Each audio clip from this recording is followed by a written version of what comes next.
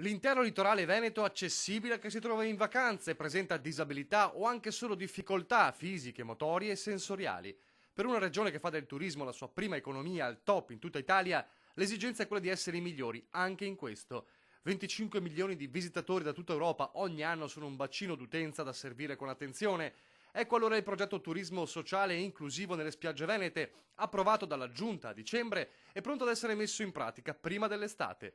650.000 euro complessivi di budget per mettere in rete un sistema unico per tutti, comuni, alberghi, strutture sanitarie e sociali. Quando parlo di tutti non dico soltanto alle persone che hanno delle disabilità, ma anche persone che temporaneamente possono avere delle disabilità, oppure anche penso a mamme incinta con carrozzina che hanno la necessità di accedere alle spiagge. Nel concreto significa dare più assistenza e maggiori spazi. Avere per esempio degli spazi più larghi da un ombrellone all'altro, avere la possibilità di avere delle pedane in spiaggia che permettano di passare anche con le carrozzine. Si tratta di investimenti sia infrastrutturali ma anche di formazione del nostro personale. Collaborazione fondamentale con le aziende ULS dei territori costieri, la numero 4 Veneto Orientale, capofila del progetto, in considerazione della sua vocazione turistica e della sua esperienza in ambito di medicina turistica internazionale, ma anche la numero 5 Polesana e la numero 3 Serenissima.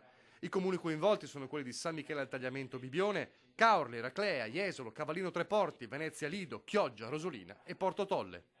In questi anni nelle nostre coste molto è stato fatto dai comuni, dalle aziende, dai consorzi per rendere le spiagge accessibili alle persone diversamente abili. Il valore aggiunto di questo progetto è proprio l'accoglienza. Una cosa è eliminare le barriere architettoniche, un'altra cosa invece per la persona diversamente abile è trovare qualcuno che le accolga in maniera congrua e giusta.